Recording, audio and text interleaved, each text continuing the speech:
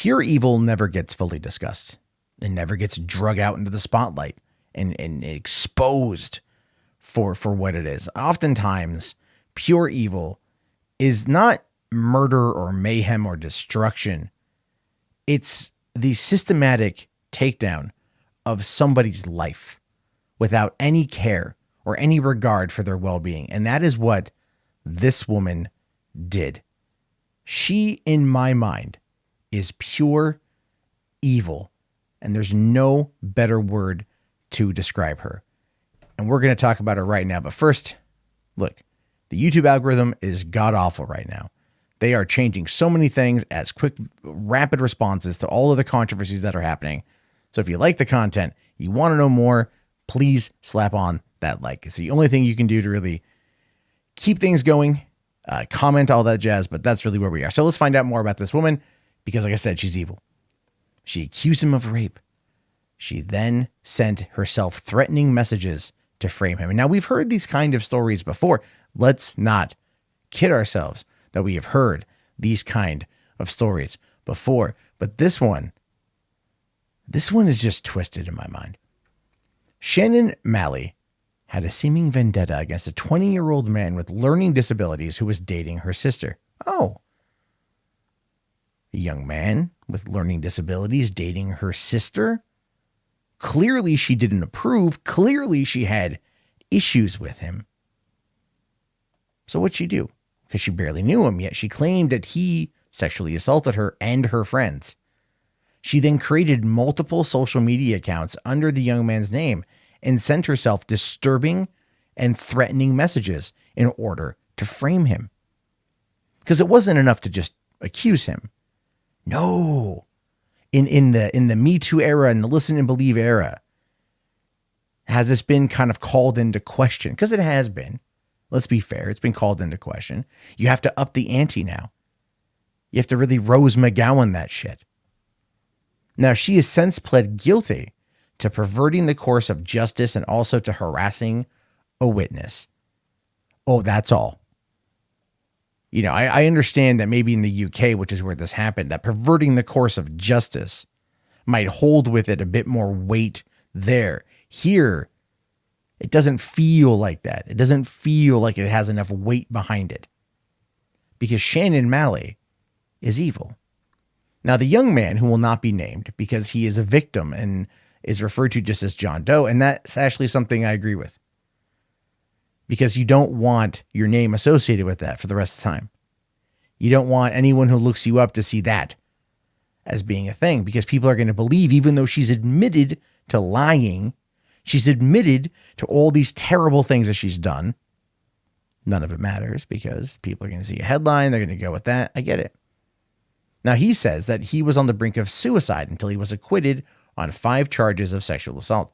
The outlet reported that he sat on the ledge of his 14-story flat window, seriously contemplating whether life was worth living because of the vicious lies that had destroyed him.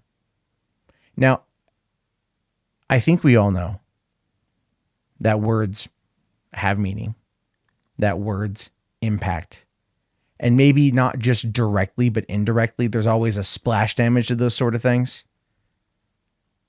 You ever gone and read a YouTube comment section and just seen like the horrible things people say about the person, or the horrible things you find in just any comment section or on Twitter or on Facebook?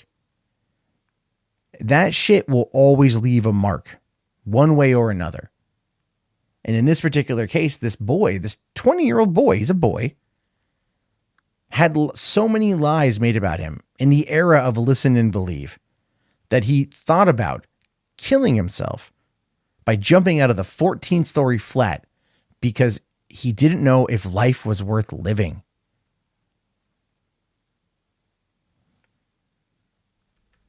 Now, her messages to herself included threats like to set you on fire and watch you burn alive. And she claims that John Doe was not going to stop causing you pain. She had apparently intimidated her friends into making accusations against John as well.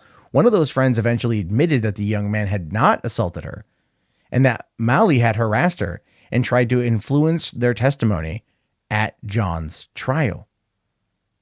Yeah, Think about that. She coerced her friends into saying that he attacked them, he assaulted them, and then was harassing them and intimidating them in order to make them play ball. Like I said, Shannon Maley is pure evil. Because this is the thing. He was accused of assaulting those two 15-year-old girls who were friends, but then a witness came forward and said that John didn't do what he was accused of doing, leading to an acquittal. I mean, acquittal is essentially not guilty, but it doesn't have the same ring to it, right? It really doesn't. It's like, oh, you were acquitted. We kind of look at acquittal, at least in our country, this country, as being like OJ. Well, like, you were pretty positive the guy did it, but he got away with it. He was acquitted. Good times. Now, this is where it's good, because her story unraveled after she accused John of sending threatening messages while he was in prison without access to the internet. Now, that's not entirely, let me just be fair, people can make phone calls, but those calls are generally recorded. Right? So, there's all that. Now, no reason has been given for her vendetta against him, and the young man still fears for his safety. That's my question reading this article. What exactly would Maley have against John? Why would she want to take out John Doe? Why would she intimidate and harass and coerce young girls to come forward and claim sexual assault and all of these things? Why would she do it? Now, honestly, I mean, this is just me with my tinfoil speculative hat on. It all boils down to the sister. Either the sister wasn't happy and didn't want to break up because he's got learning disabilities and she felt that she didn't have it in her to actually go through with it. Or maybe Shannon was just trying to protect the older sister or the younger sister and thought this was the way to do it. One could potentially argue the noblest of intentions. But no. No, when you consistently and continuously make up lies to destroy somebody else's life, you are evil. And not just Shannon here. It's a wide spectrum of people in my mind who are like that. But she's up there, man. She's bad. This is bad. I don't care who you are. This is terrible. I don't care who you are. Even my worst enemy, I wouldn't want to see this happen to them. And that's true. I don't want to say this. I don't want this on anyone. That's why I talk about it when it comes up, because it needs to be discussed. But this is where it gets real heartbreaking. Because John Doe says, it feels like Shannon Maley has destroyed my life. I still can't walk down Coat Bridge Main Street without people shouting abuse at me. I've had voicemails from people I don't even know saying they're going to blow up my house. Unfortunately, people believe what they see online, and it's very dangerous. I walked free from court, and now she's admitting to make up all those messages and telling witnesses what to say. She's an absolute monster. But like I said, it doesn't matter when the first impression happens. People have made up just absolute insane things about me over the years that still pop up every single damn day. They still, I don't know whether they believe it or not, but they're trying to influence somebody else to believe it, because people just like to make crap up, especially when it comes to the internet. So yeah, I completely feel for this guy, because in his town, which he now he has no other choice but to move. I would say move, change your name, do whatever, man, get away from that crap. But he was getting calls from people from America. He was getting calls from people from America. That's according to his mom. All because this girl right here, for some reason, decided to get as evil as she could be, as vindictive, as malicious, as unrelenting, as terrible as she could be, and destroy a man's life for no other reason. Well, we don't know. We don't know. Her motivations are currently being withheld. We don't know why Shannon Maley would do what she did to John Doe. And hopefully one day we will. But I bet you we probably won't. We probably will never get the true answer. Because the average rational person would look at something like this and they would say, no. Like, no, they'd have to do something terrible. There'd have to be a terrible reason for her to do this. Like he killed her dog, he kicked her dog, whatever.